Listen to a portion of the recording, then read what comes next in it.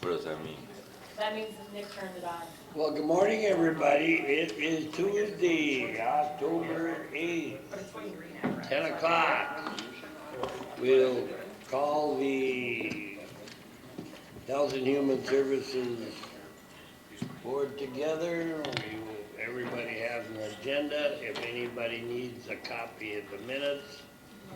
And I hear an Twins echo. and Brewers fans, it's been a good year. Wait till next year. And Packers and Badger fans, we're having fun. There, got that over. Us Yankee fans are having fun too. There's, Nick, did you have any announcements before I start the meeting? No, not before we get started. Okay. Number 2, call the approval of the agenda. Everybody have a copy. Do we have So a moved. motion? Second. Motion made and seconded. All in, no discussions. All in favor say aye. Aye. Motion carried. Approval of minutes for September 10th meeting.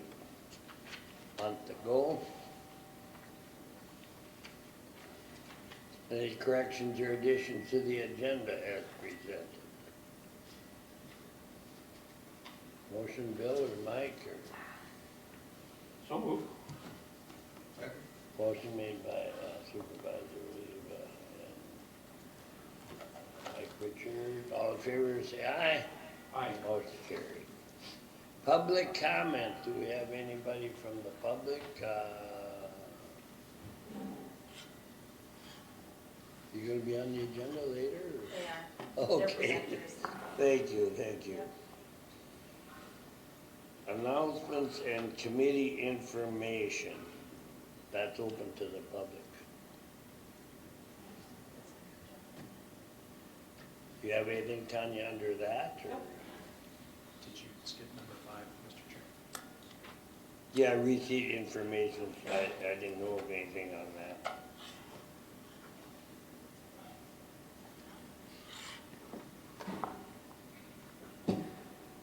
Hearing none on either 5, 6. Supervisor Nelson, did you have anything you wanted to say? Or do you want to speak when we have the public nuisance?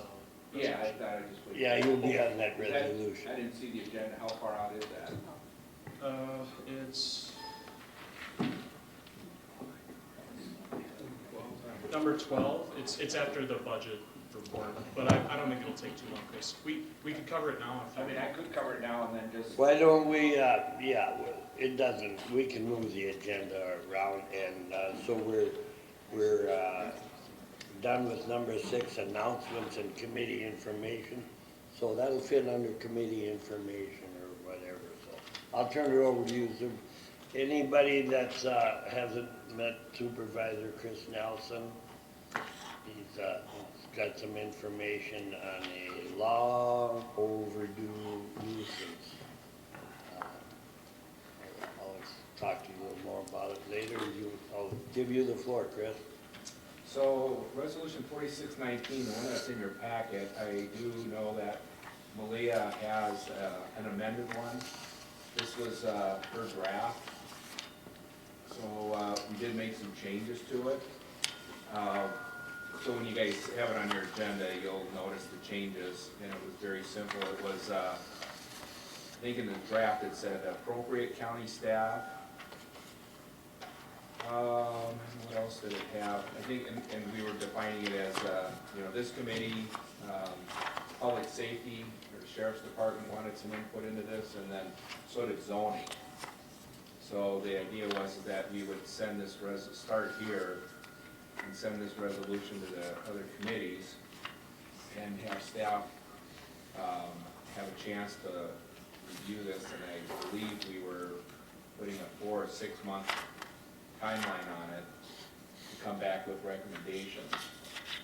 And there was a couple other little changes on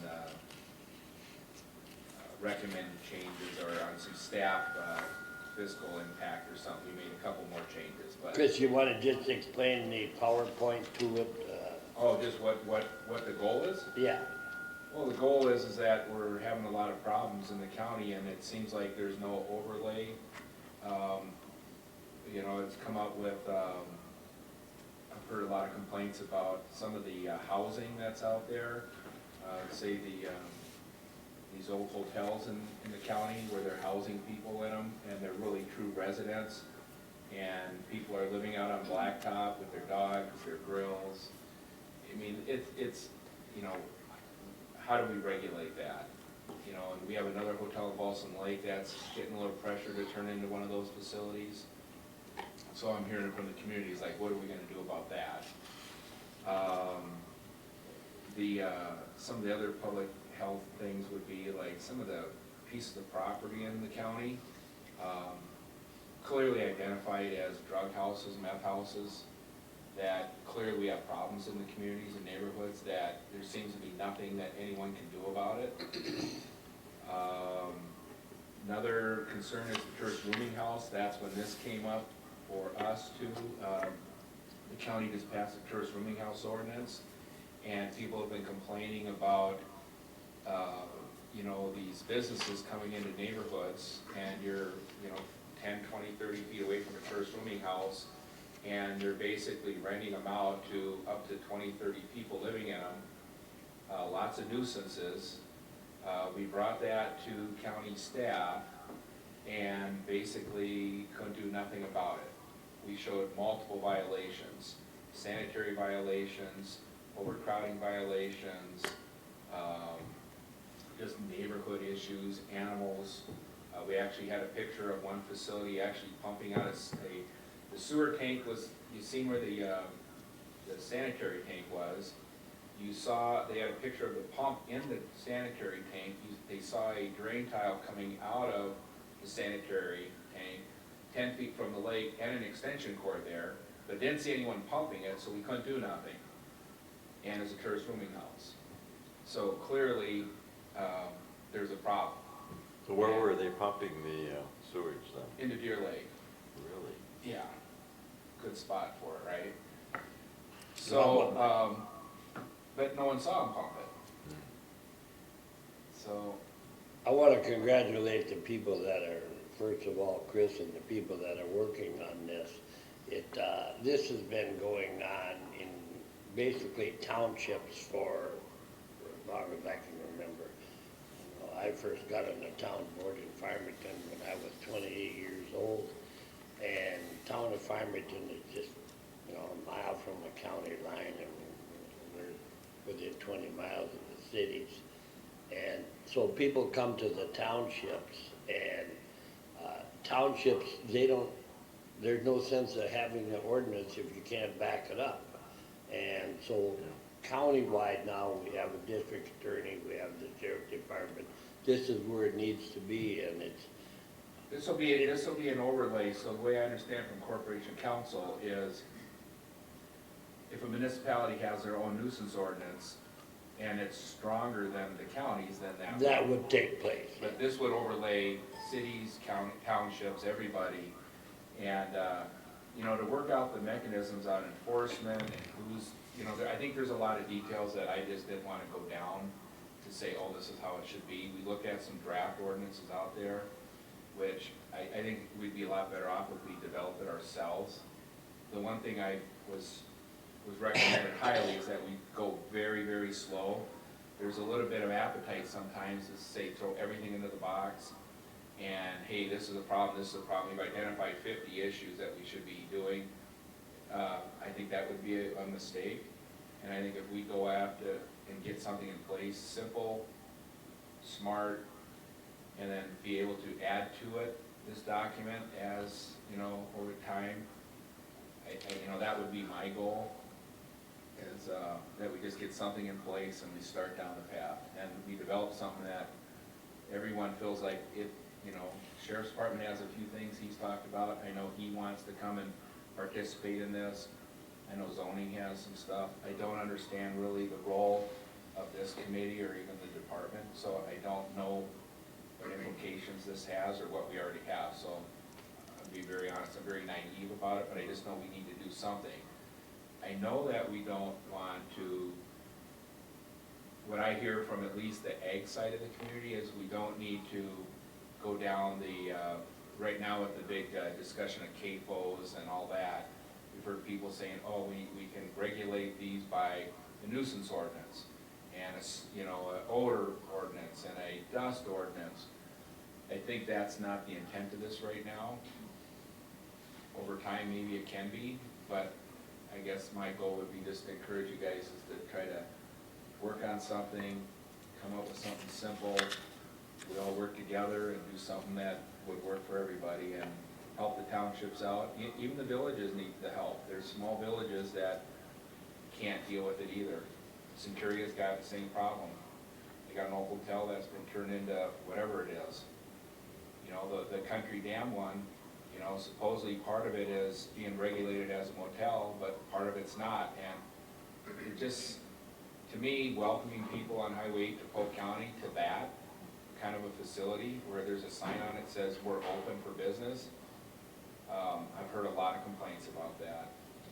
And what we can do and what we can't do with that, I don't know, that'll be up to attorneys, but I'd just like to see us working on it and direct administration that this stays on our agendas and, you know, we get it done at some point here. Just as a side note, I was at the town of Farmington board meeting, and there was and it's been going on for 2 years, where people have set up a tent and been living in this tent, just plain living there and violating all these.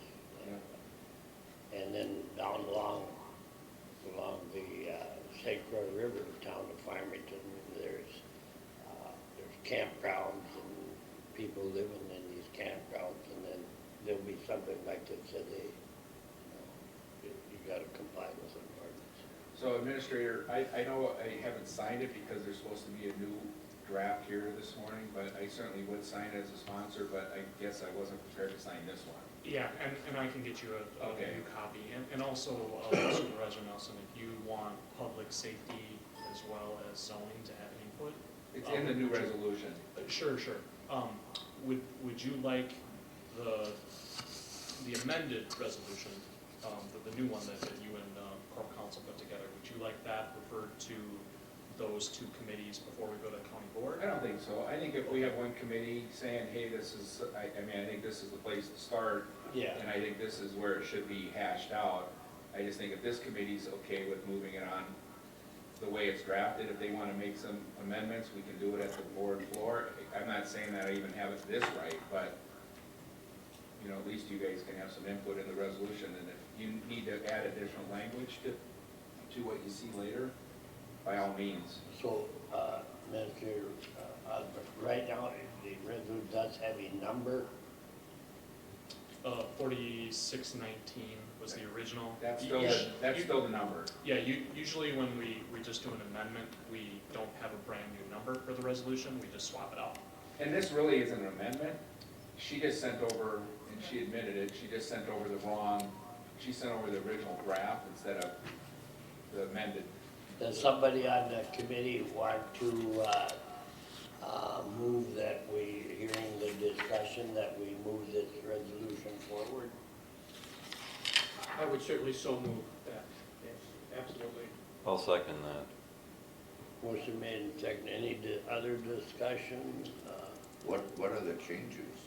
Well, all we're doing is No, I Oh, mean, and this? compare from that one to So- what we should have had. Okay, so I believe from lines 24 through 28, And Mr. Chair, the clerk is actually gonna go get a copy of that. Okay. So if we just I'll wait a wait a minute. second, she can Yeah. just make the Okay. changes. Good.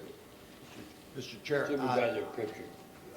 going back to a comment that Supervisor Nelson made, we do have this issue of CAFOs or CAFOs out there, and I think one aspect of regulation at a local level would be under a nuisance ordinance. And so I would feel that if we're having a fairly broad revision of our nuisance ordinance, that we should keep the door open for anything that's appropriate to a nuisance ordinance. Well, and just for committee's sake, any amendments to a resolution can't be made at the committee level. We actually have to make them at the county board level. So, Well- the discussion about whether to amend this resolution would come at the county board. I'm making this comment while we're waiting for the clerk to Yeah. bring in the other copy, and is it some, I guess this is instructions to the administrator as to how the staff would proceed with reviewing this and drawing up a proposed new ordinance. And I just wanted to make that comment that I didn't think we should be, from coming from this board, that we should be looking to limit the scope of that. Well, in the resolution that's here in front of you is just to study the idea of this. Right. It's the idea, it's similar to what we did with the tourist rooming house at Environmental Services, although I hope it doesn't take 7 months. We came up with the idea that they wanted to study this, and the committee really dug in, and they put together a draft of an idea, and if this is an ordinance, it would have to have a public hearing. So the resolution right here is just to study it, but it's the idea that it would be referred to the appropriate committees at that time. And the motion on the floor is just to support moving the resolution forward. Yeah, Chair? Recognizing the discussion that we've had. It's a discussion. Yeah, so, Richard, I don't mean to say, I don't think we should not, I think everything should be looked at. The comments I've heard from other counties and other municipalities is that when you do a nuisance ordinance, sometimes people tend to go over the top, especially when you first start one. And they say you're gonna get yourself in some situations that you probably don't wanna get into. So I was just more of, right now with the passion about CAFOs and a lot of the misinformation, the reason I use that as an example is that, right now you could be throwing a lot of things in there. For example, we have the resolution pending right now that talks about livestock, and it's concerned in that livestock resolution because it was drafted hastily. It talks about mink CAFOs and beaver CAFOs. Well, I asked the DNR, do we have any problem with, who has a beaver CAFO in Wisconsin? Well, there's where I think sometimes you get ahead of yourself. No one's raising beavers, no one's raising mink. So why would you put something like that in a resolution or in an ordinance when it doesn't affect you? So that's all I was saying, Mr. Pritchard, was just go slow. We'll just take a minute and wait for our clerk. And yeah, this doesn't have anything about specifics. You want specifics in a ordinance? Here is our Madam Clerk. It's fine. Grab one and pass it around, maybe? Sure. It only makes 10, maybe more. Can I just get one and I'll see what the changes were? It sure has to be out. So Jim, I'll leave this between you and Chris to answer your question and. Let's see, so. Thank you. Everything stayed good, now therefore be resolved, administrator to arrange appropriate staff. And then it says on line 26, it said originally just Community Services Division. And what we added was Community Service Division, comma, Sheriff's Department, comma, zoning. So we added Sheriff's Department and zoning and other appropriate county staff to review the current ordinance. And then at the end, the original one talked about the fiscal impact, including the need for additional staff if the recommendation changes were adopted. We removed that just to say that I didn't want to really pre-think that we're going to develop something that would require staff. So the thought was that we just put down there that the review contemplation here, let's see, shall include information as to the fiscal impact on the county and current staffing. So it just says that, we want everyone to study that, and if they require that we need to appropriate additional resources, then that'll come out of recommendation. So trying to really leave it wide open for everyone to just work on it, that's, Okay, so the motion on the floor is to support a nuisance resolution, and have the number in there. And the motion made and seconded, all in favor, say aye. Aye. thanks. Clear on that now, Madam Clerk? Okay. And thank you, Mr. Nelson, we appreciate it very much, long time overdue. Thanks, John. Let's move on, we brought up number 12, so we can cross that out. So, next one, I believe, would be number 8, tobacco-free campus. Who wants to address that? Number seven. Number 7, John. The local data trend tracker. Oh, yeah. Excellent, Greg. As she's getting set up here, I just introduced, for those that haven't met, Brittany Fry. Brittany is our Western Wisconsin Public Health Readiness Consortium director. That's our preparedness consortium. And this is a project, I don't want to steal any of your thunder, but this is a project that she's been working on with GIS within the county. Yeah, so if you guys remember a few months ago, I came and presented, we got that opioid grant, where we partnered with a lot of the counties that were in the consortium. And this was one of the activities that I told you guys about that we were doing. So it's almost completed. There's obviously some still bugs that we need to work out, just a few of them. I'll show you just the very basics of the website. There might be a couple issues. It works best on Chrome when we have it open on Firefox today. So if something doesn't work, it might be because of that. The goal of the website was we were trying to get county data that was current. So hopefully looking for the past year, because that was kind of some of the issues that some of the counties had come up with. Yeah, we have reports that come out, but the data might be, 2014, 2015 data. State is doing a better job, so you'll see that we've moved to some of those sources now. But that was our ultimate goal of doing that. We did include drug-related information in there, and then we included other information. Our goal would be to, as we find other data sets that we want to, we'll include that in the website too. And that's just kind of recommendations from the other counties. If you guys have any data that you would like to see. I ended up working with state a lot to pull it for all the counties and make sure all the data was consistent in there. So this is what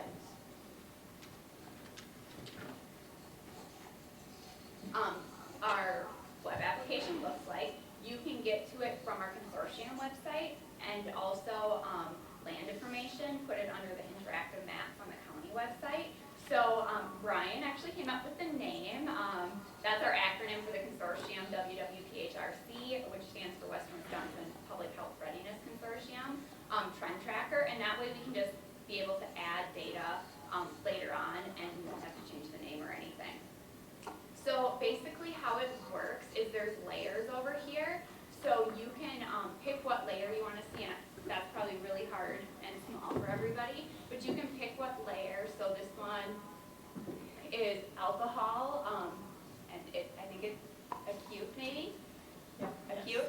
Yes, acute alcohol. Yeah. That LASIK surgery really paid off. So acute alcohol, and then you can go over to the county, and so for Polk County, you click on it and you can see the data. I won't be able to tell you what that says from here, but you can see for the different years. We did straight values, rates, percentages for different data sets that we have.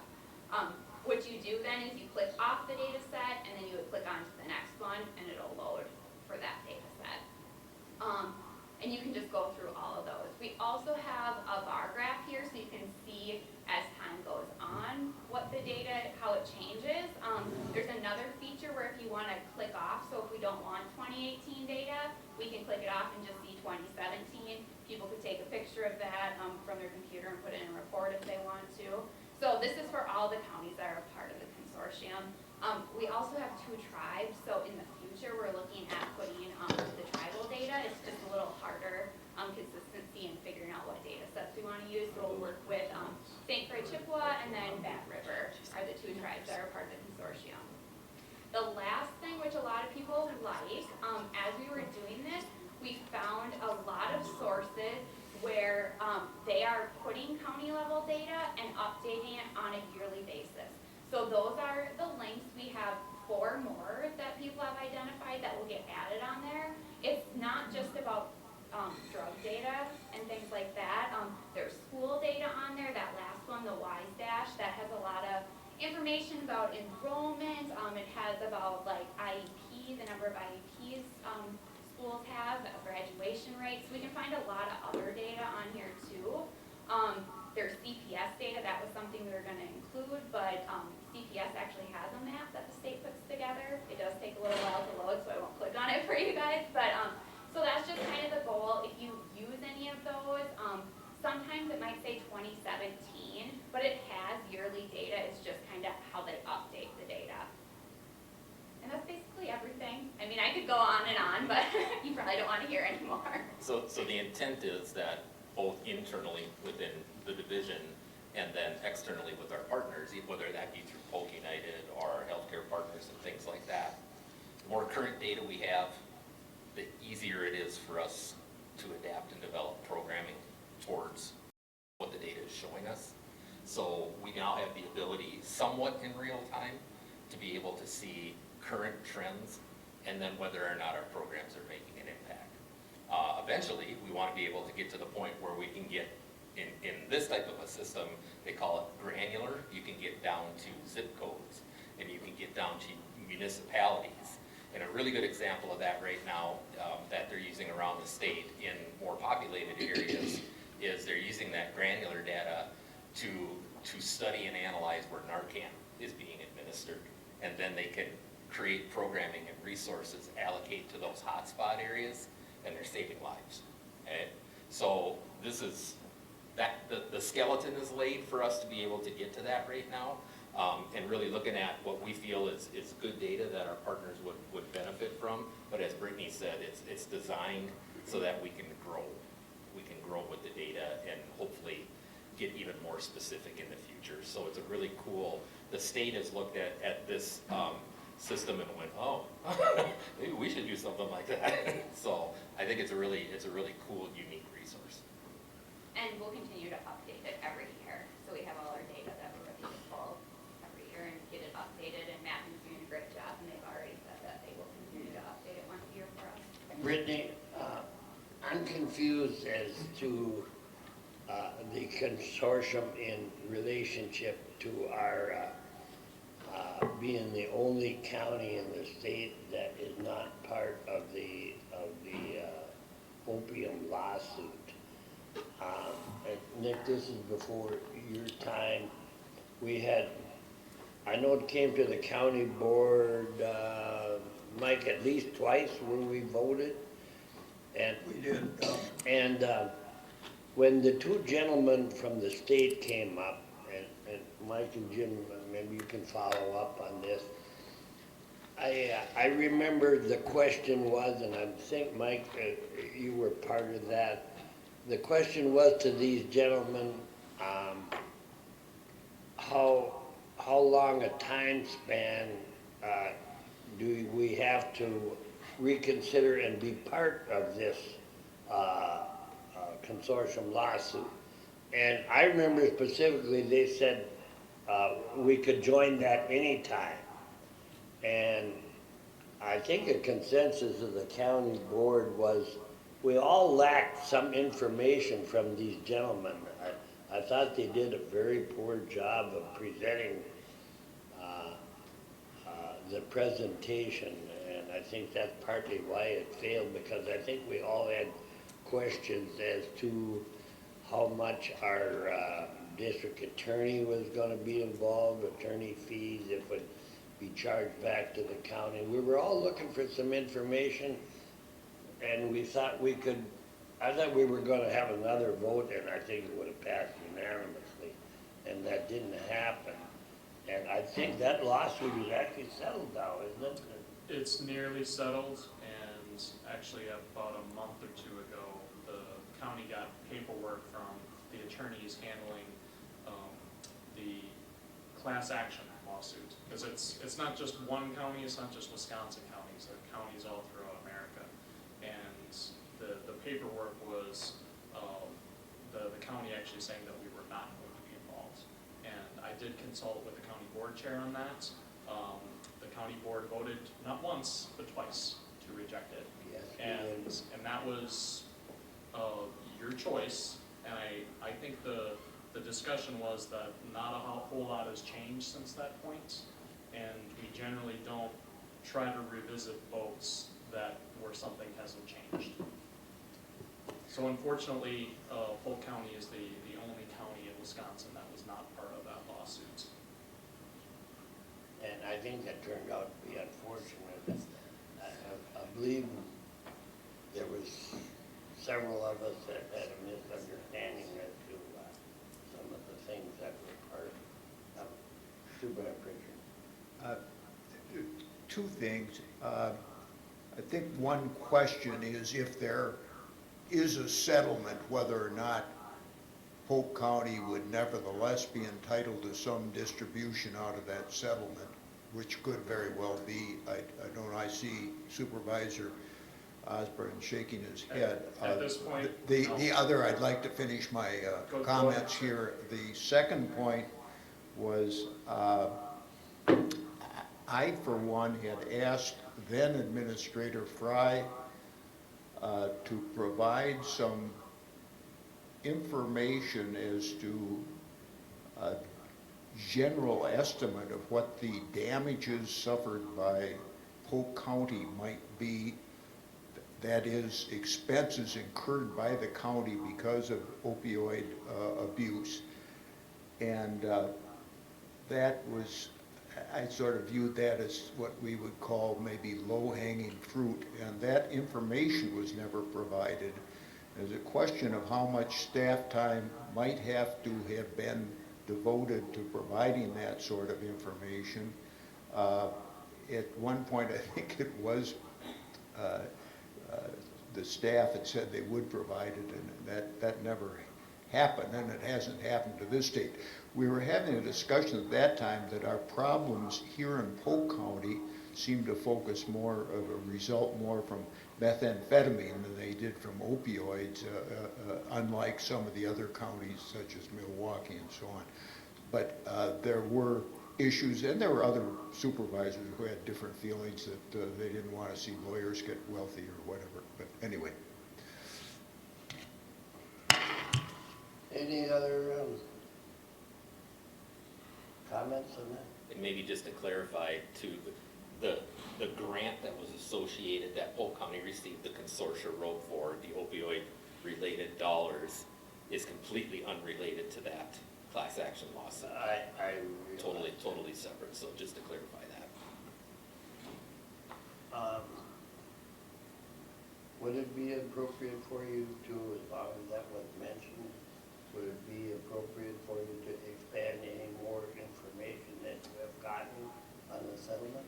Well, I think that we're getting dangerously close to this is not on the agenda. That's what my question.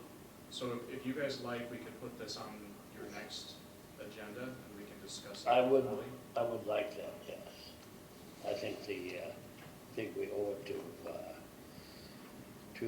people that, as far as it had been previously in the county, to give an update on that result.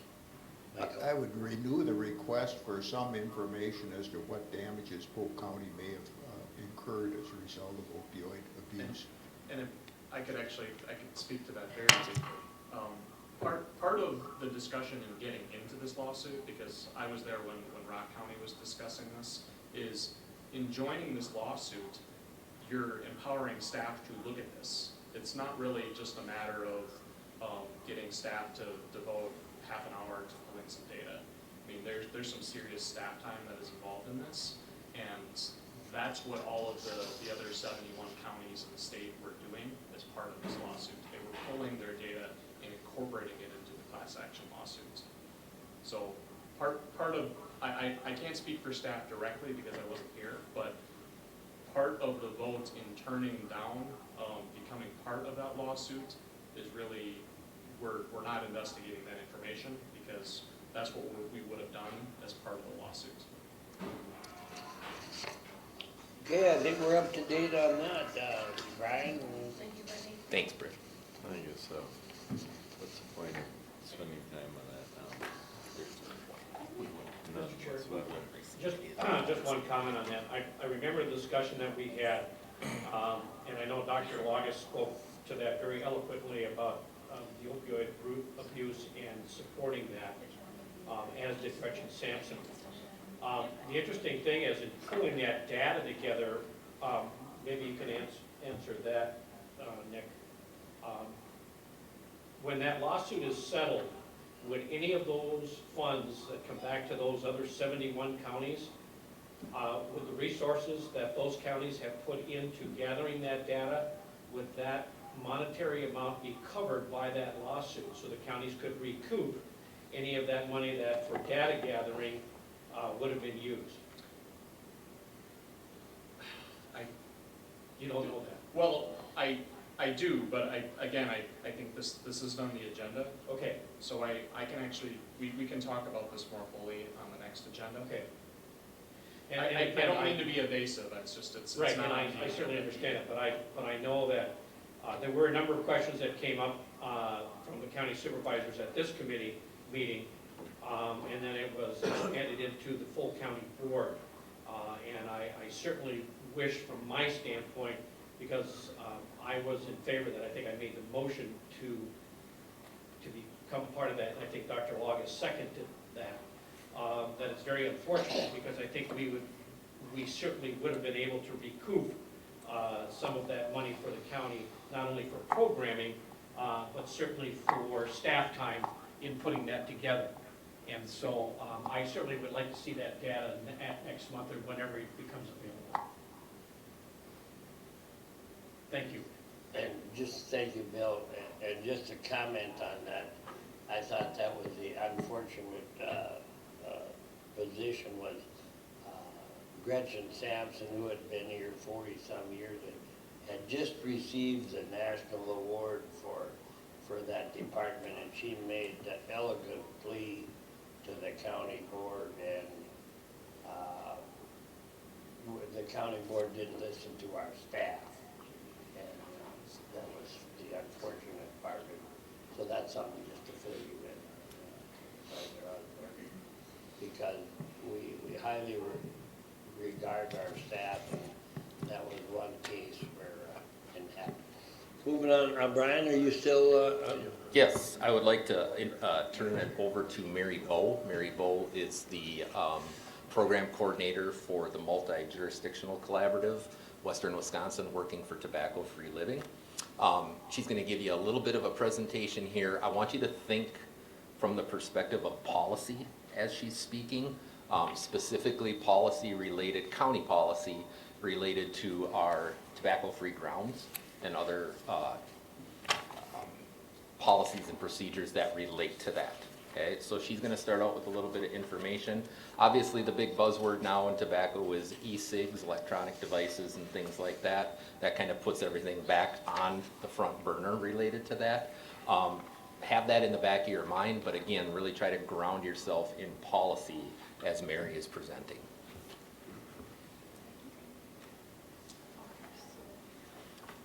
Is that working? Is it green? Or is that the microphone? Oh, It's is the it?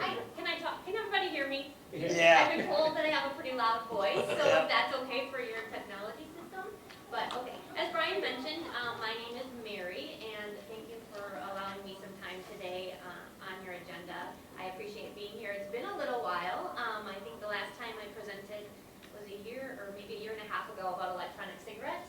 And previously I've worked with this board a lot back in 2010 when Wisconsin actually became smoke-free in workplaces.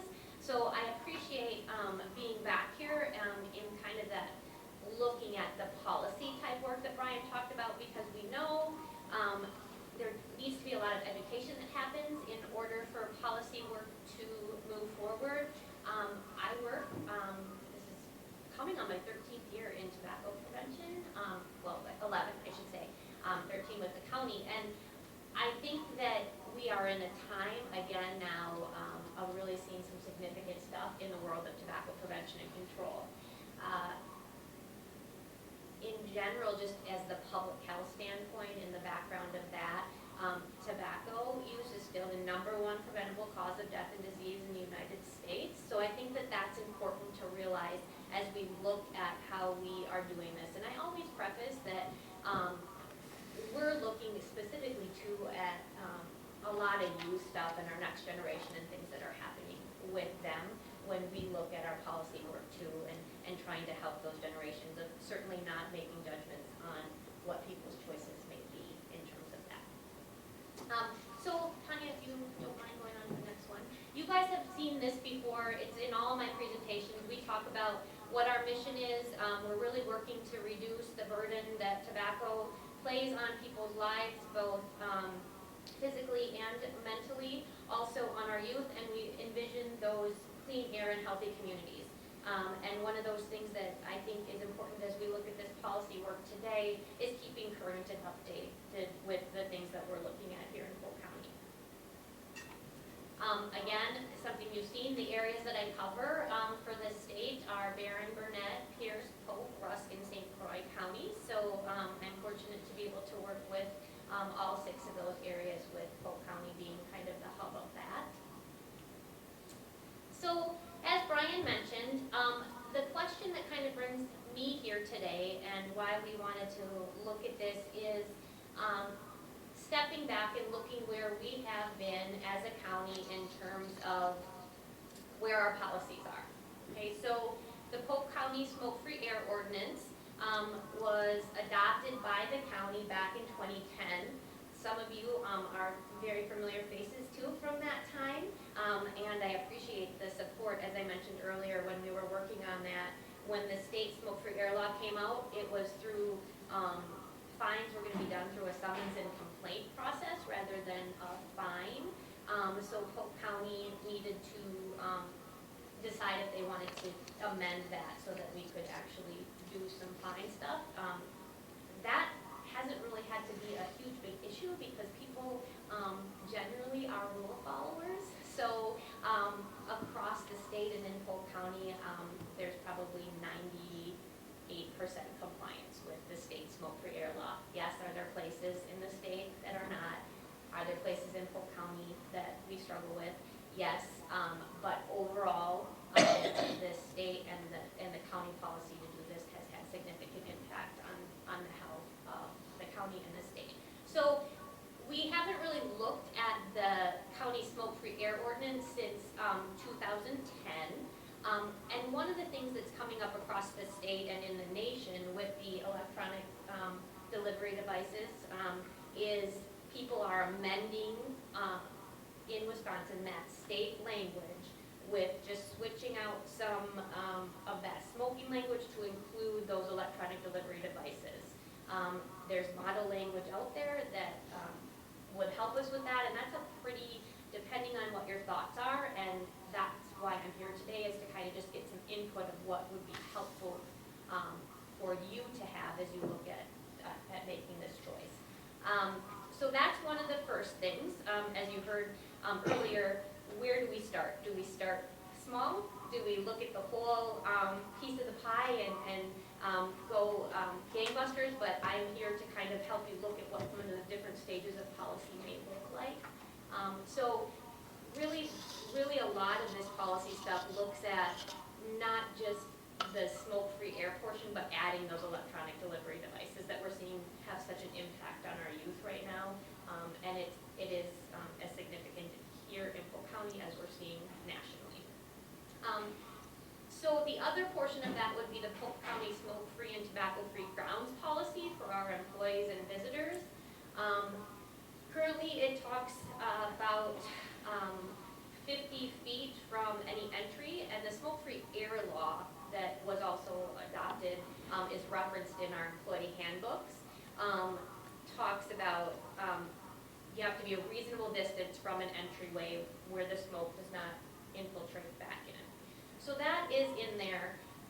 We had the discussion prior to this about maybe that needs to be shared and revisited. We've heard some from citizens that are visiting about that. Other neighboring counties kind of are on the forefront or have been to be in Polk County. We're a little bit behind the ball on that tobacco-free grounds policy within our certain jurisdictional areas. So they're looking at wanting to talk about definitely including those electronic delivery visitors can use those electronic delivery devices inside our buildings. So that's something that is not covered. We have had certain occasions where that has happened. So that's something that we would like to see maybe looked at by you guys and get your thoughts and feelings on that. So that's kind of where those two different policies look like and where those grounds would be and how that looks and what, would it be tobacco-free and electronic delivery device free at the whole grounds, or would there be better looking at different footage and things like that again, but definitely including some of that language around electronic delivery devices. So that's the question. Why now? I kind of touched on that already, is around the ordinance, just taking a look at it. It's good policy to kind of revisit those things, and with everything in the news now and our communities, I work a lot with the schools, and we're doing a lot of policy work there to make sure that they have electronic delivery devices included in their language, which they do. So that's a positive. Model language is definitely available, so that's helpful, and that's not just from, it's the Public Health Law Center has looked at that, the CDC has looked at that, the FDA, so there's a lot of sources out there that we can provide you with in terms of looking at that. Of course, as I keep going back to, we really do have a public health crisis right now with our epidemic around electronic delivery devices for especially our youth. It's rampant out there and in Polk County, so this could help us bring that to the forefront too for our municipalities and other places throughout the whole county. And then we did do a survey recently. I won't get into a lot of the results, but I do have survey data from Polk County residents in regards to tobacco-free grounds that speaks very highly of the concern for wanting to look at that and wanting to provide. So there is information out there about that, so that is an option too. But if you want to go to the next slide. Why I'm here today is certainly not to tell you one way or the other what to do, but just asking for looking at you to provide some insights in the future of what thoughts you might do, or continue to ask questions of like you were before about specific data that you might want in terms of being able to make a decision about any type of policy. We do have the option of a resolution to look like, if that would be. Some counties have done resolutions in support of the state obviously has looked at including these things in the smoke-free air law. And then tell me what you need from me to help make this a better option for you. Do we have any rules currently about sales of vaping products to minors? We do not. Okay. Tanya, I believe that, I think you did have something on a survey to the establishments and some results, but was that tobacco or was that alcohol? That was the alcohol. Oh, Alcohol compliance, but we also do tobacco compliance checks through the health department. yeah, So that's different from our. and they're very similar, aren't they? It's about tobacco sales, and it includes the vaping products. Yep, so their compliance checks related to any tobacco sales. So how are the compliance on tobacco? Brian, do you know the engineering? We had a higher rate this Yeah. last time around. I want to say we were mid-20s Yeah, to 30%. Yeah, so when we do our compliance checks, the underage youth go in, they present as themselves, they present their ID. We still do have a high sales rate in Polk County and the 6 counties that I work with, and that's true across the state also. There's different things with that, and really what we do with our compliance checks is we try to do a educational, we don't want to be punitive, but like say there's different IDs out there. Like we try to give education on IDs. We have a free online training that people can take, that their employees can take about the sale of tobacco products, so we do that. Sometimes people do get cited if they're kind of repeat offenders, where we can show that we've done that education and they've taken those things. The state would like to see us at lower than 10% of sales rate. I think we all would like it to be 0 if we could, but the goal for us is 10%. We're at about that 23-24% sales rate in Polk County right now. You mean, 20% sales to minors, or? Correct. I think we're higher than that, Tanya, on some surveys that we've had, through fake IDs and things like that. Yeah, the alcohol one was higher this time. It was our first shot at it, so we expected to see a higher rate. Now when we do it again, That was about 45%. yeah. Yeah, I know we were close in the 50% range, and that's dangerous. Supervisor Pritchard. I had a couple of questions. One, do you have statistics on fines that have been imposed on tobacco vendors in Polk County? I can get that for you, yes. We do keep that. You keep Yeah. that? The other was within the consortium of the other counties, do you act by unanimity, or does each county end up with wherever it wants to be on a particular issue? Like, in terms of, I kind of go to each of the counties, or they present, or they ask me to come in and give education in terms of how their policy works, where they're at. Is that the question? Well, Understanding not clearly? really. I guess I'm not quite sure. You work with each of the counties that you listed there. Are there 7 of them? Or- 6 of them total, yes. But they don't necessarily end up at the same point with their legislation, their ordinances or whatever. Correct. Is They're that still correct? autonomous. They're still autonomous, yes. Yeah.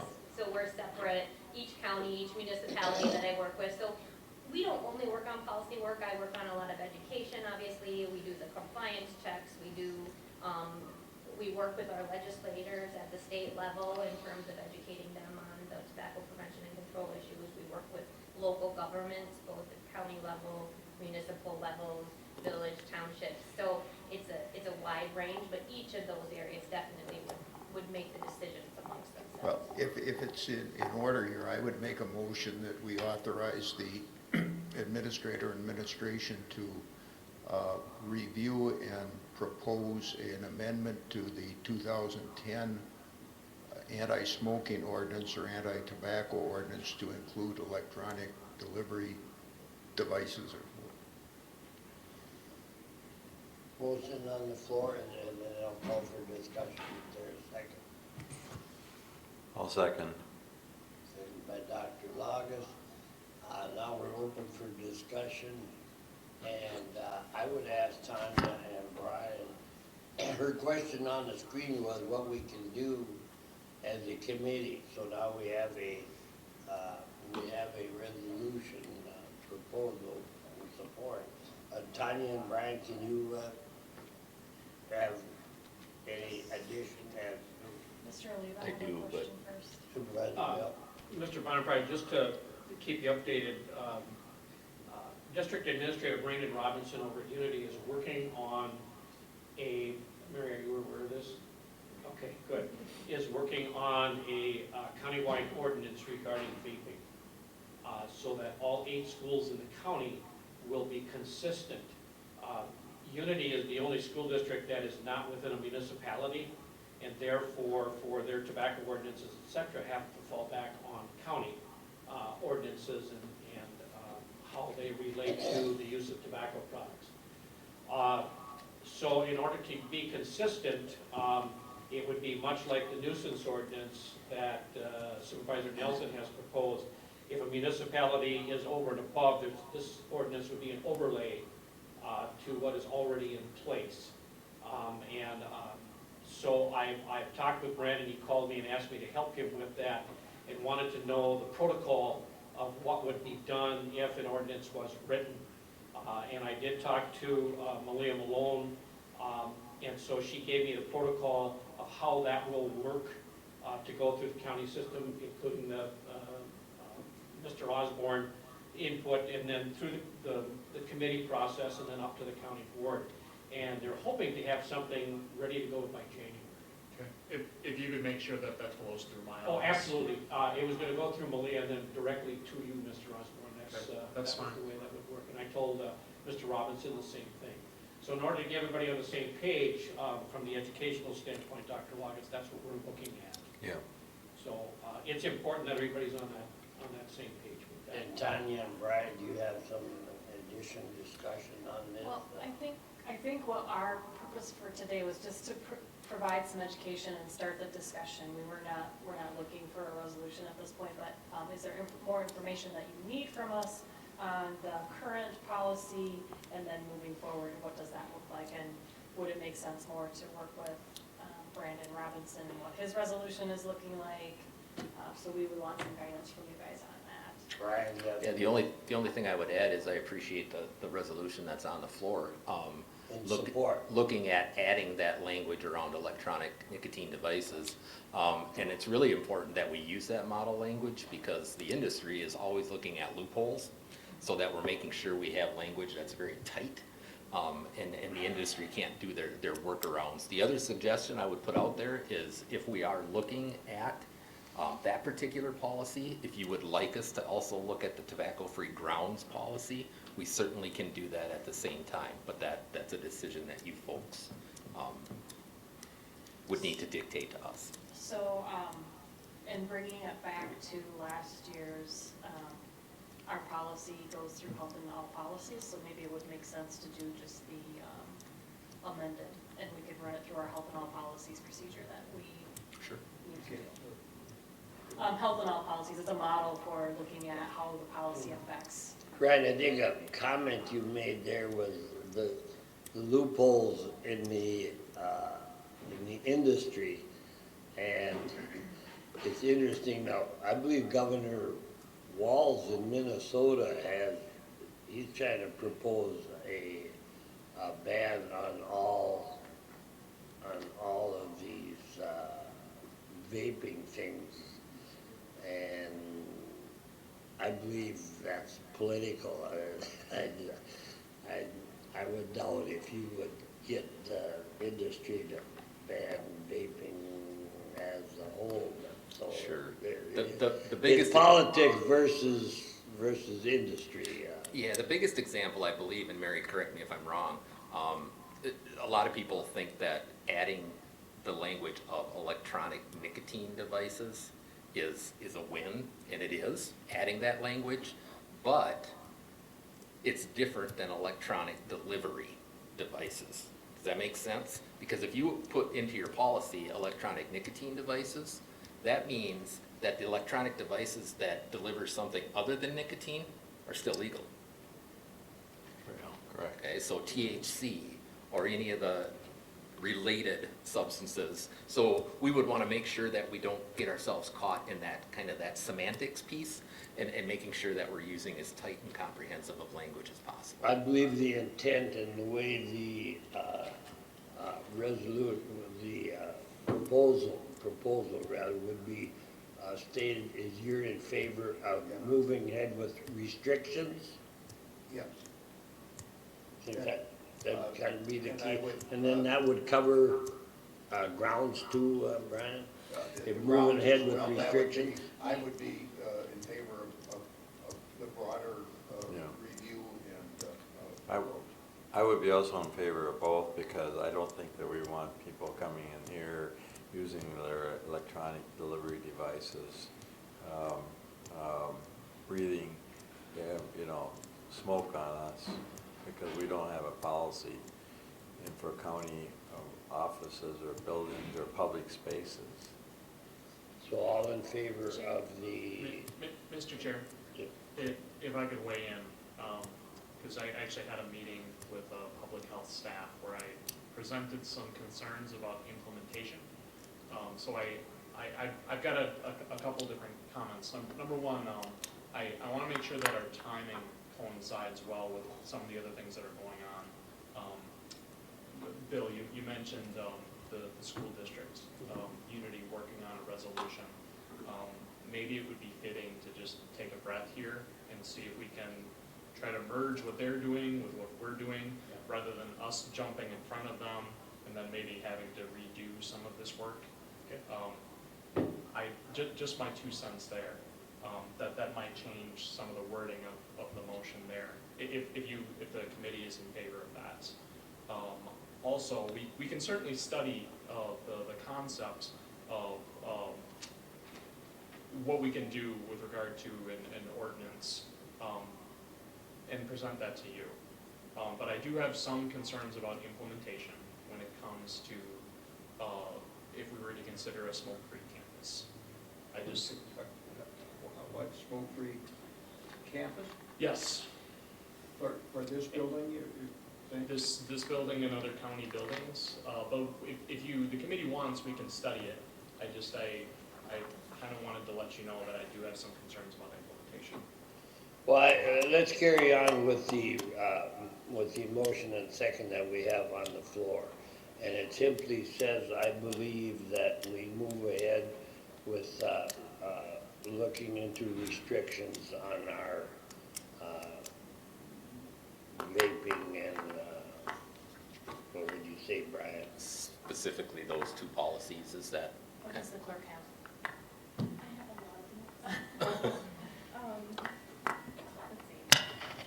So just kind of piecing everything together, originally it was administrator to review policies and proposal ordinance. Now it sounds like it's changed a little bit.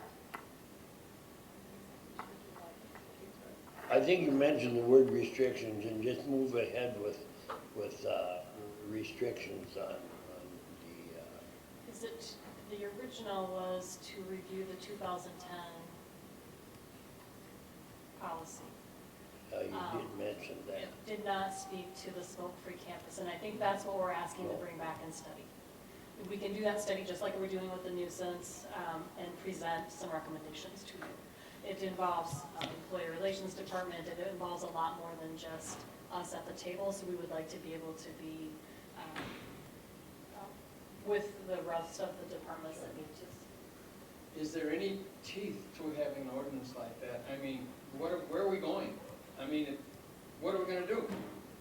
You're gonna have an ordinance, but what good is it? I think we should slow down. I mean, I agree, we should have something there, but if the school districts are working on it, why not let them do it and get their model before we jump in and make another something else that's, you know, that we're not gonna be able to control.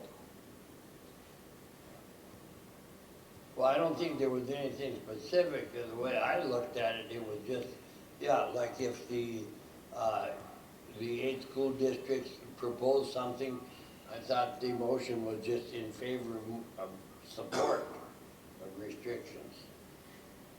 Was that the intent? That was the intent, and not to tie anyone's hands as to working with Unity School District or anything else in that regard, but it's reviewing our 2010 ordinance with a specific view to adding electronic delivery devices and the open grounds, is that the word that?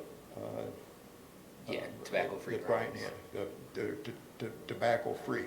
And I think that process should raise what issues come up and whatever, but I presume the ordinance would prohibit the sale in Polk County of electronic delivery devices. I guess, So can we have Lisa repeat back what she has for minutes as far as what the resolution is? Yes. The motion. Motion. All right, so just kind of review the 2010 ordinance with specific attention on adding electronic devices and tobacco-free campus. so the key word there is review, so there's nothing that is restrictive or anything, it's just the key word is review, and I think that's what we're doing and continue to do. And just to further clarify, because I think it would help us as staff, to lay out a timeline, because I think that some of my concerns, and I think Supervisor Larson mentioned this, is I want to see if we can meld with Unity School. So it sounds like they're looking at January. Is the committee okay if we wait and coincide with that? So we'd be looking at probably a January I timeframe. don't think we have a specific timeline. I'm not speaking for Supervisor Pritchard, but I don't think we have a specific timeline, but I think it's a sense of the resolution is that we need to look into this and see what we can do to help the citizens of this county to, and the non-participants live next to each other in buildings and grounds and so on. And this is a serious health problem. I think every day we hear people that have died from vaping. I think there's at least 1,000 cases in the United States now that have been reported, and probably some that haven't been reported of people being ill.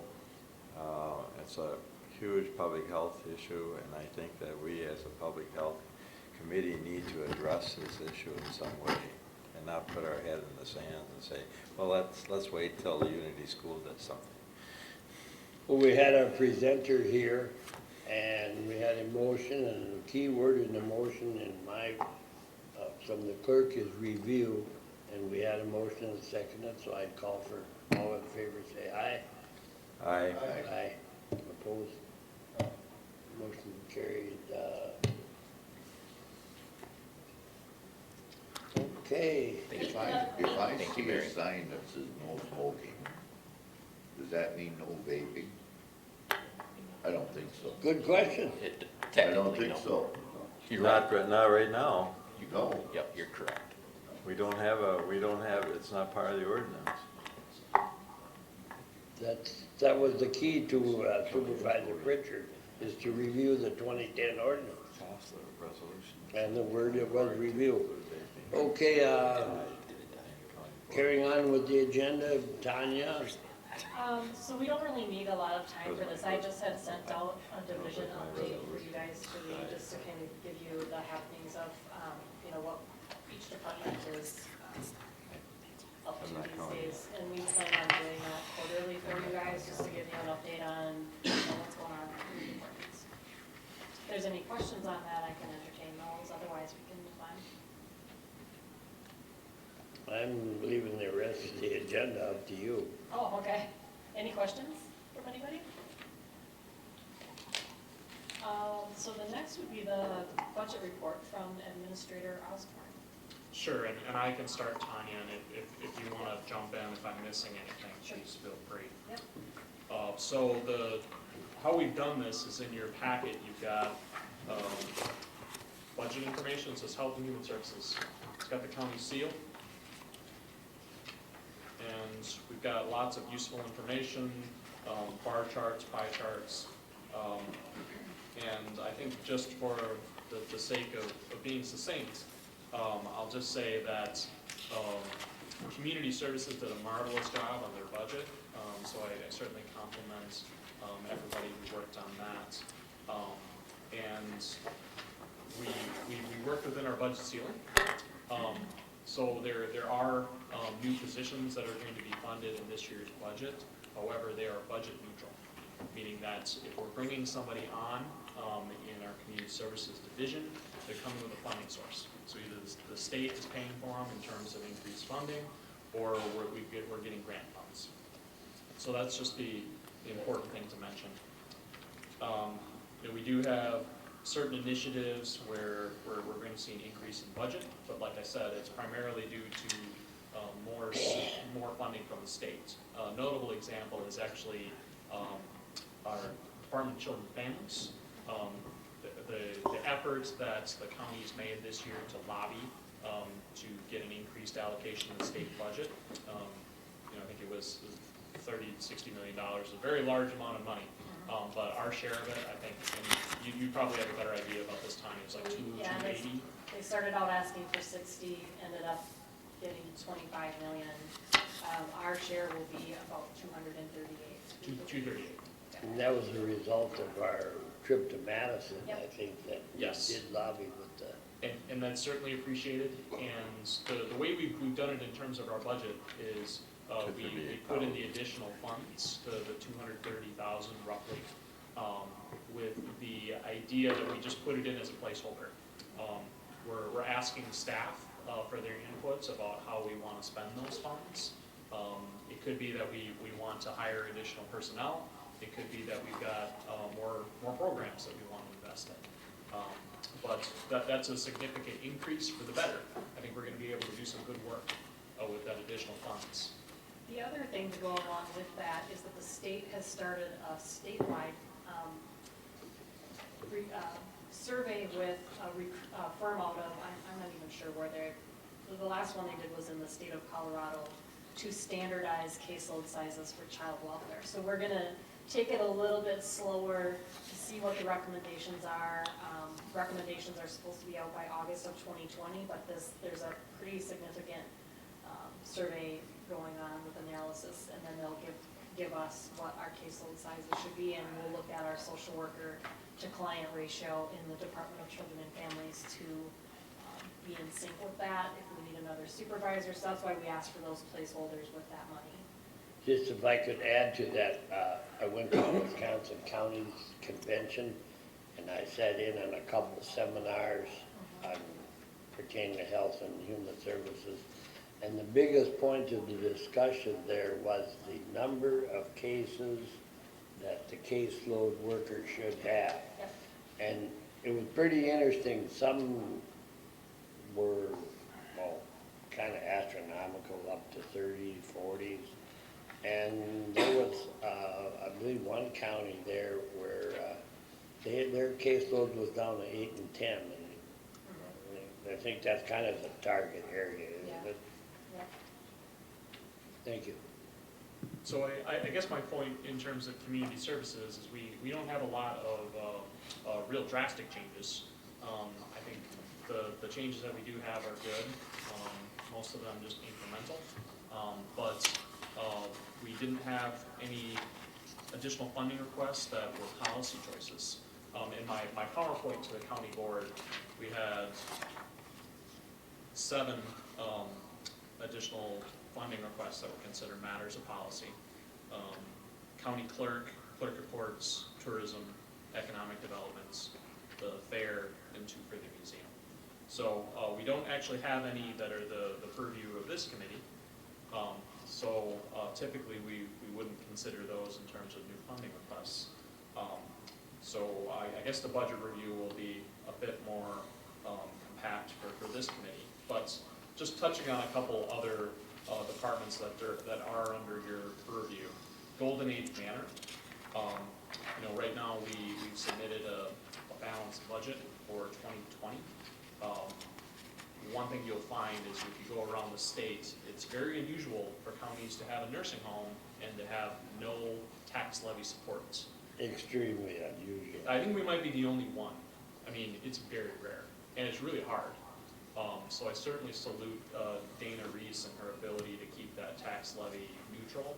But the other part is, and right now we've submitted a balanced budget, but I won't lie, we're at the point now with staffing where if we don't have the ability to hire some more people, which everybody's really in the same boat, we could be looking at potentially county tax levy supports.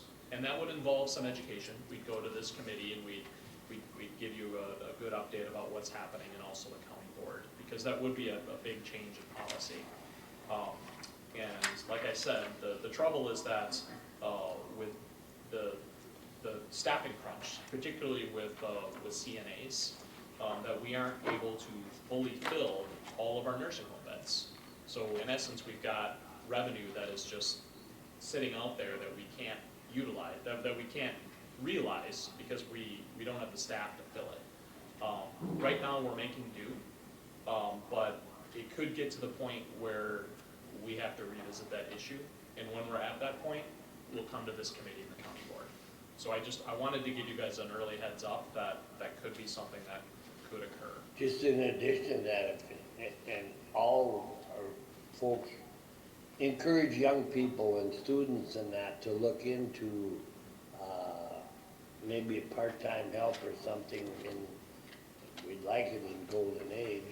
But if anybody read the papers this week, Golden Age in Amory's offering $1,000 bonus for training and just hiring because, like you said, we aren't able to fill the beds that we have. We have open beds now. We're probably lower than we have been around. I think the last report was 88, 89 because of, we've got a waiting list, but we don't have the staff to fill it. Yeah, and Supervisor Bonprice makes a good point. We're exploring some unconventional recruitment methods. I mean, he spoke to the hiring bonus, which, as we've set it up, you have to be employed by the county for a relatively long amount of time. It's not like you would get it on day one.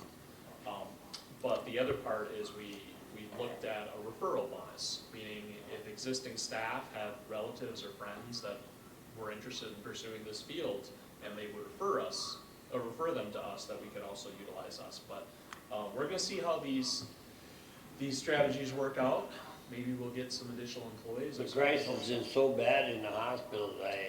Here about a month ago, and I wanted to go over to Wyoming Hospital to visit. We got a call from 8 o'clock at night that their dad was in the hospital over in Wyoming. And so I went there the next morning to visit. No, he isn't here. Well, what do you mean he isn't here? Is your family? No, we had to send him to another hospital because we were short on staff. Yeah, that's a reality. Wow. Are we paying for any of those people to be trained? To We be are CNAs? supplying training on CNAs? Yeah, I believe that Golden Age does, there's a 40-hour training. Oh, yeah, that they okay, have to so go they're through training for it. that. Supervisor Pritchard. Some of the trouble that we're having is, and this isn't just us, but No, I know. because we're a border county, it affects us more than some of the other counties, is one of the biggest hurdles is Wisconsin actually requires double the amount of hours for CNA licensure than Minnesota's half. Minnesota does. So Minnesota's half. they could, somebody right out of school could go to Minnesota and they wouldn't need half as many hours to get certified. That's something that we're trying to get changed with the state, but I won't lie, it's kind of stuck in the mud. I mean, there are other counties that, and facilities that aren't in favor of it. So I don't have great hope that that'll be changed, but it is an obstacle that we face. Supervisor Pritchard. I'm on page 19, I think, Golden Age Manor Long-Term Care. I'm having a little trouble with the format. We've got 2019 budget and then 2020 forecast budget. Is that what, if we did nothing, would the budget that we had previously adopted for 2020? Is that what that number is? Yeah, it's pretty close, and I should make a point too that, you know, the change in the budget format that Polk County made a couple of years ago, where you guys look at not just the immediate year coming up, meaning 2020, you also look at 2 years past, or in the future. You know, you refer to it as the 3-year budget, but you can't actually approve the next 2 years. Those are just a forecast. Those are the best guess. Okay, so what is the last column is administrator's budget, is that is what you were proposing Yes, for 2020? yes. Okay, and on that one, it, looking back at the 2019 budget, and I don't know what our actuals are, but we had $5,187,000, and for your 2020 administrator's budget, you have $4,917,000, which would be, I guess, what would it be, a couple $100,000 cut from the 2019 budget. I had difficulty going through and seeing what, are you saying that you just limit the number of admissions or reduce the number of people at the Golden Age Manor, and that's what we're approving by approving the budget? Yeah, what you're really looking at there in the decrease from the 19 to the 20 budget is a reflection that we don't have the same level of staff. How many admissions would would that represent on that budget? I don't have that figure right off the top of my head, but. Because I think you're asking us to approve a budget and it's going to have some impacts, and I'd like to see those described in some meaningful way that we know what we are doing here. We can talk about it, but pretty much what it is it's revenue neutral, meaning that the decrease in staffing reflects that a decrease in being able to fill our beds. Right. You don't know how many staff you're gonna not have. That's true. And so it changes all the time, and you get people who are sick or something, or suddenly you don't have staff. I know that Thursday I was trying to get somebody into the St. Croix Hospital. They did not have any beds. I suspect it's the same issue, a lack of staff. It is.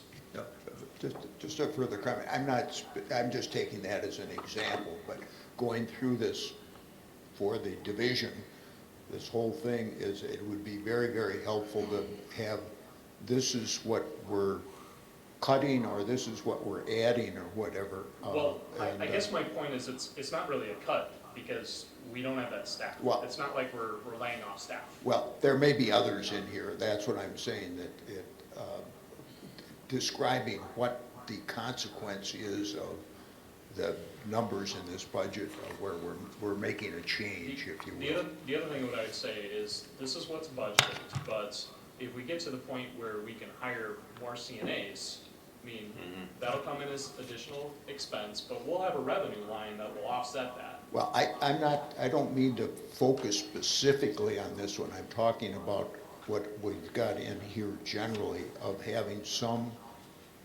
indication of the consequences of increasing what we're doing or decreasing, or whatever the consequences might be. And that numbers reflect that. It is, and Golden Age Manor, for the most part, is a cost to continue budget. I mean, the decrease that we're seeing is just reflective of the fact that we're not able to fully staff. And this is a part of the budget, not Some of the these city, but actual the boilers, we are going to be replacing them. And That's done. That's the This is capital. budget. That's done. We don't know what's the We final. do have the new boilers, Yeah, it's done. and it's paid under capital improvement. It was paid under the capital asset replacement fund. It cost, I forget what the final number was, but it was about a couple $100,000. The county has this fund where we got about $1 million, and we paid for it. We front load payments of that, and because it counts as a capital asset, the nursing home can actually get additional funds to reflect that from the state. So we got a brand new boiler, which we can write off the depreciation. So through the additional revenue, we'll actually be paying ourselves back over a period of a couple of years. Just in a comment to that, that facility was built in 1950, and this replacement is 20 years overdue, and we just couldn't get parts anymore. And we've got other things like that throughout the county, where we've got a lot of old stuff and we replace it when we can. So let the county board. That's not in the minutes. That's obvious. Okay, moving on, Tanya or Nick. Yeah, we talked about Golden Age Manor and, Mr. Alito has a question. oh, go ahead. Just a comment, Mr. Chair, from Mr. Pritchard's comments here. If you go to the bottom of the, like, for example, the Golden Age Manor long-term care, I think the assumptions and factors affecting program performance, I think that kind of gives you the mainstay as to what's happening in that area. It There are just does. some things that you can't control. It does. And so I want to make a comment that I think in having that in there, it kind of gives you an idea as to what's going to happen in each one of those departments. Good comment, Supervisor. That is true, and Bill has a good point. You'll notice that there's after each section, there's a pie chart, and it says operations funding. Right underneath it, there's notes. So there are notable things in revenue and expense line items, and we've made a point to mention those. But like I said, for almost all aspects of the departments under this committee, they're mostly cost contingent. So finally, we've got the ADRC, which I think you guys are probably familiar with how this is operated, but this is almost completely funded from a state. This is a collaboration with Burnett County, where we run the ADRC together, but the actual budget is on our books. So it makes things easier to administer. But again, we don't have big changes in the ADRC. For the most part, it's just a cost contingent budget. There was one, pardon me, on the transportation, I think that was ADRC, where the revenue was $200,000 and the expense was $100,000, and whether that's revenue that can or should be spent on transportation?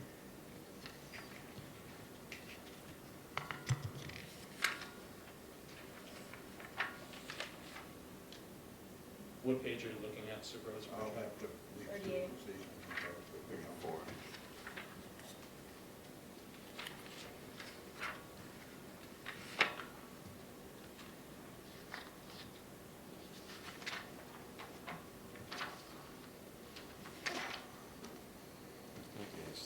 State aids went down 400,000 here. So we do have state aids that cover part of that. However, again, I wasn't here.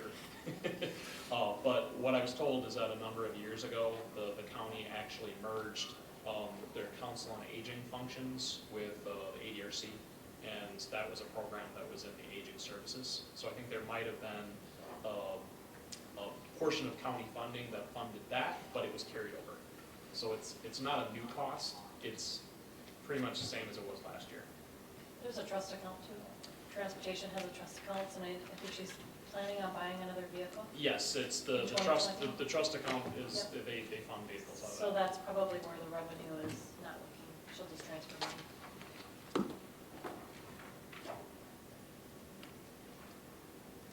Well, it looks like in 2018, the state aids went down $400,000 roughly, less than 300 some $300,000.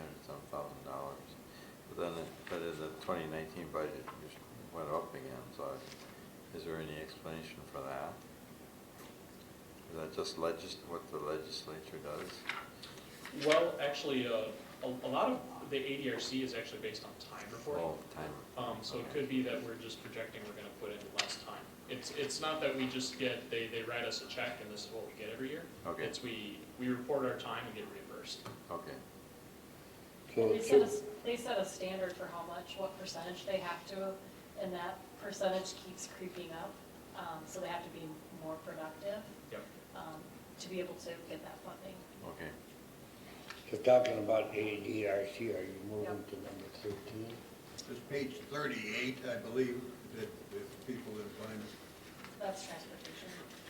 So I think at this point, typically with the committees, when you guys are considering amendments, they're off of the additional funding requests that relate to policy, but you guys don't have any that relate We to don't this have any. committee. And you certainly wouldn't have to make an amendment here. Any of the county board members can do it on the county board floor. But it is nice to have a heads up if there's something that you're considering that relates to departments under this committee. That way we have time to study it. So do you have any comments on 13 on resolution 4319? It pretty much covered it under 12, didn't it?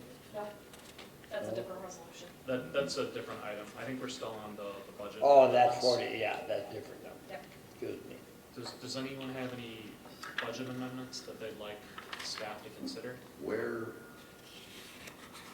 I call it child welfare, and I'm not sure what the terminology, right terminology is, when we have to put these kids in foster care.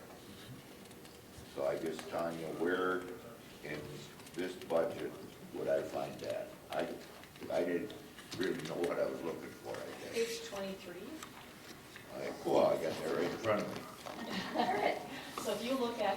contractual services, Where we that, go? in the expense, in the top box there. Yep, That's where all of our costs are for foster care, residential care, institutional care, all of our child welfare. well, now you look like you can do it cheaper than Nick. And what, that we're a little cheaper. This year has been. Because there's quite a difference there, Yeah. and didn't we get in a little trouble this year? with- Last year was really bad. Yeah. This year is. However, you is made looking it up okay. in other departments. But, Well, we had to borrow, or we had to have the general fund cover us last year, Yeah. because of the mandate. so, services. I guess my question would be, why didn't you increase it like Nick did? Well, we went based on our actuals, for this year, and the trend right now is that it's right on target, right where we need to be. But you don't know. We can't Never get will that. actually. It's, Yeah, I mean- it's always our best guess. Yeah. But I think Tanya made a good point. There's some things that we considered operationally in terms of being able to keep the costs down. But there is no guarantee. You're right, Supervisor Edgel. Same with Lisa's department. There are things that we do not have control over when it comes to mandated services. Jim, in our senior terminology, it would like say the proof is in the pudding. Where do you get this wee stuff?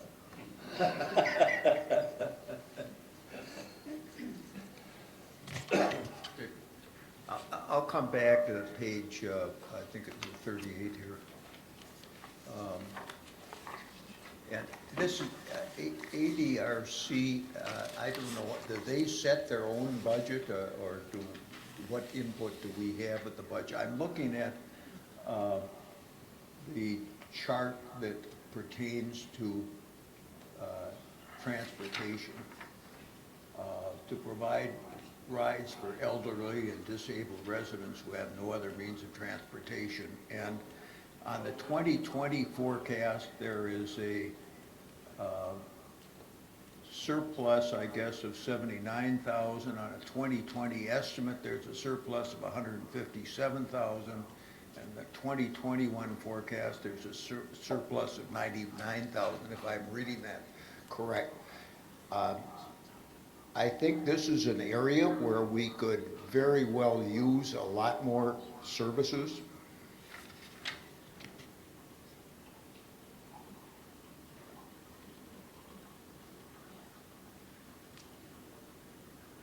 So is that a comment?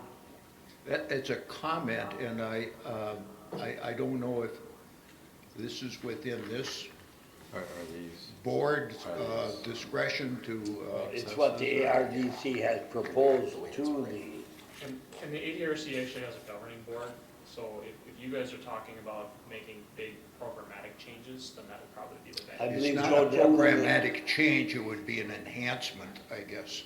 Well, and I guess my point is I'd want to make sure that we do it in a smart way, because we've got a pretty diverse governing board up there.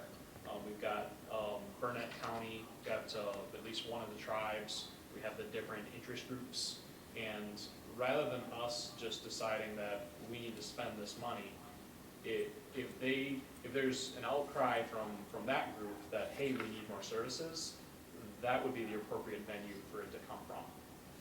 Joe Demling is on the ARDC board, maybe that would be a question to him.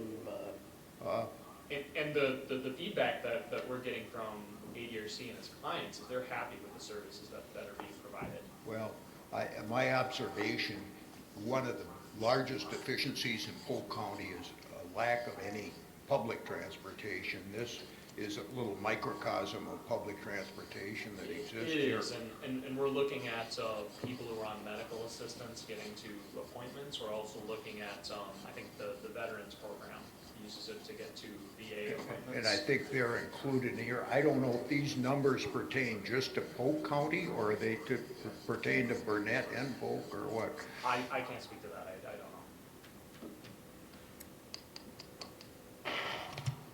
So do we need any action on the budget then, Supervisor? Well, I think if people have any amendments that they want to consider. Or is we that can just pass to the that. amendment? Otherwise, it's just if you guys want to pass it on as recommended to the board. I don't know of any amendments from the committee. I make a motion, we pass it on to the board as submitted. Second. Motion by Supervisor Larson and Miller. All in favor, say, discussion, I think we've had that. All in favor, say aye. Aye. Motion carried unanimous. 13, Tanya? 13 is kind of a technical resolution. So for years, our community services department, as of late, the behavioral health department receives a grant for Alzheimer's Family Caregiver Support Program, which is AFCSP for short. Every year, we struggle to spend that money, and it's as we claim the expenses, we are reimbursed for them, so we don't get a chunk of money to spend. It's only for services incurred. A lot of other counties use it wherever they're NFCSP, the National Caregiver Support Program. There's two different sets of criteria for those programs. Wherever that pot of money sits is where the AFCSP usually sits, because they can maximize the dollars and match them with each other. So for us in this resolution, what we're recommending is that we have both of those funding sources sitting in the same area so they can maximize those fundings, and that would be in the ADRC for Polk County. How is that used then for this family support? So it can buy things like Meals on Wheels, respite, day services, and so there's two different sets of criteria. So they tease out what the people are eligible for based on the income guidelines for each of those programs, but it is a nice match. So it's all support money, really? Yep, it's usually used when they're in the process of applying for a different program like family care or long-term care funding. So it really provides a gap filler for them when they're in need of services right away. So does somebody have a motion to move that forward, and then I'll call for discussion? It's about $21,000 that we would, it's just transferring it over to the ECRC, and we need a resolution. Jim? The state requires a resolution for us to And do that. would that make the program more efficient, running it through Yep. Yep. through So we- ARDC? Yep, so we would continue to make referrals to them, and they would then manage those two pots of money, those two grants. Okay, You move or support, Dr. Lager? I do. Second? Okay. Seconded Thank you. by Dr. Lagus and Edgel. Discussion. Thanks for your information, Tanya. All in favor, say aye. Aye. Aye. Carried unanimous. Okay, 14. We spoke of one matter for the next meeting. And I think last year you had a meeting at Golden Age Manor around this time of year. I believe we did We wanted November. to see correct? if the committee wanted to do that again. One thing I would say is, and not that this is a barrier, but just more of a heads up, is that we've set up our videotaping setup here in the county boardroom. And the audio is actually, it's almost like it's hardwired into our audio system here. So the thought process is for these off-site meetings that we wouldn't be recording them. You're correct. I think that would be just extra.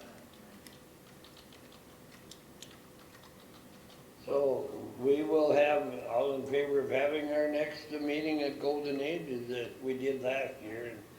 And I specifically remember last year when we had it at Golden Age, we brought these two caseworkers in. And this one caseworker, well, both of them said, we came to work at 8 o'clock in the morning. We had a home visit they had a call from the school, I won't say which district. They got out there and there was 4 kids that were lice infected. And so they had to be quarantined, and they found a room in the bottom of the old jail walkway. Quarantined them in there, deliced them, got them all new clothes, food, everything. They got them in a home that afternoon about 4 o'clock, and they had a scheduled drug bust with the sheriff's department at 6 o'clock, and there was 5 children there that they had to take control of, and they had to get them in and feed them and buy them clothes and everything. And fortunately, they said that they got the grandparents to take control of those kids. And these 2 workers got home at 2:30 in the morning and were back here at 8 o'clock in the morning from there. I'll never forget that. And they said that they had just picked a random day, and I believe it was an October day. So that was, it's some of the interesting things that this committee can share with the workers that we have. Anyway, I just wanted to bring that up. It happened at Golden Age last year when we had that meeting. I know what happened to me last year, got lost over there. Well, And if when you live in Centuria, Amy's not a big city to get lost in. if the Mabry gal wouldn't have found me, I'd have never got to the meeting. You might have ended up in a bed. Oh, Jim, the only thing I can't vote for her. Sorry, Jim, there's a waiting list. Yeah. You won't be a bed for you this year. the only thing I can say is we've both been lost. Come to my house. I think I got lost. Anything else? Otherwise, we You- thank everybody for Are you having it invitation. at? You wanna vote on that? Or we have a meeting down there? No, No. that's it. Well, I think it'd be good to hear what the rest of the committee has to say. I mean, It's always been interesting. Anybody, we- as staff, anybody have an we objection? want to know, as staff, so we're in the right place.